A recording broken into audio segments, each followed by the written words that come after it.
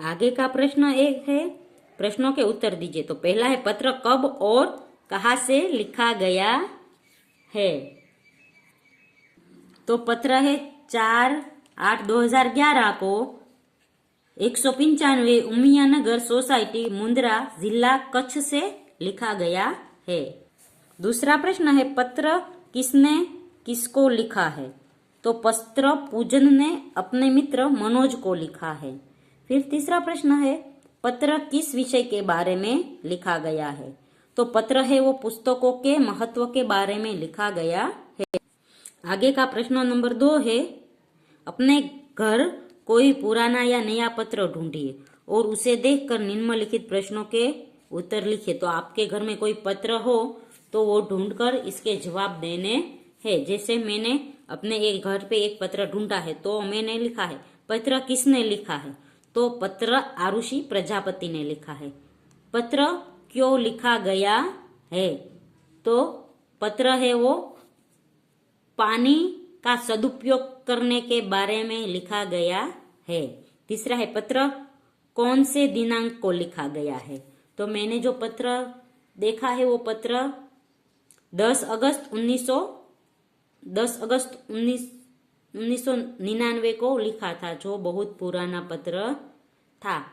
आप है जो कोई भी पत्र मिले तो उसका दिनांक लिख सकते हैं। आगे है प्रश्न नंबर 3, पत्र भेजने के लिए आमतौर पर पोस्ट कार्ड, अंतर्देशीय पत्र या लिफाफा इस्तेमाल किया जाता है। डाकघर जाकर इनका मूल्य पता कीजिए। यह भी पता कीजिए कि इनमें क्या अंतर होता है। तो सबसे पहला है पोस्ट कार्ड।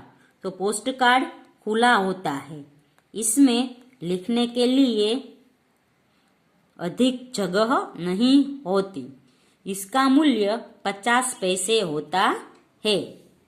फिर है अंतर्देशीय पत्र।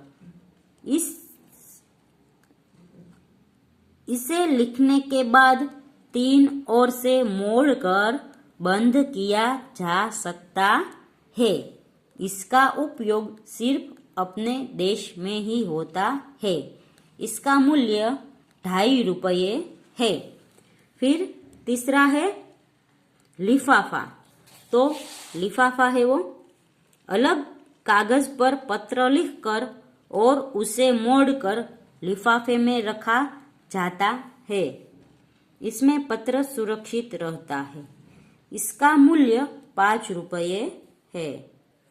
आगे का प्रश्न है, अपने आसपास किसी भी घटना का वर्णन करते हुए अपने मित्र को पत्र लिखे। तो एक घटना हुई थी हमारे घर के पास की शॉर्ट सर्किट घर में हो गया था पड़ोसी के, तो उसके लिए पत्र लिखा है। जैसे पत्र में पता है 3 कुंदन बाग, गोमतीपुर, अहमदाबाद 380021। तारीख है 23 जनवरी 2019। पत्र लिखा है, प्रिय मित्र सागर, सप्रेम नमस्ते। तुम्हारा पत्र मिला। तुम्हारी बहन की बीमारी की बात जानकर दुख हुआ। मुझे विश्वास है कि वह जल्द ही अच्छी हो जाएगी। कल रात हमारे मोहल्ले में शॉर्ट सर्किट के कारण एक मकान में आग लग गई। शुरू में किसी को कुछ न पता चला। घर के लोग सोए हुए थे। अचानक धुआं उठने लगा और बदबू आने लगी तो लोग जग गए। कुछ ही देर में काफी लोग वहां जमा हो गए। मैं भी वहां पहुंच गई।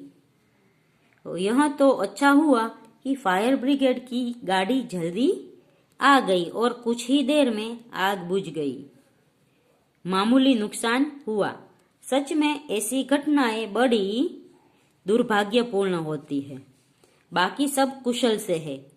तुम्हारे माता पिता को मेरा प्रणाम। तुम्हारी मित्र आरुषि।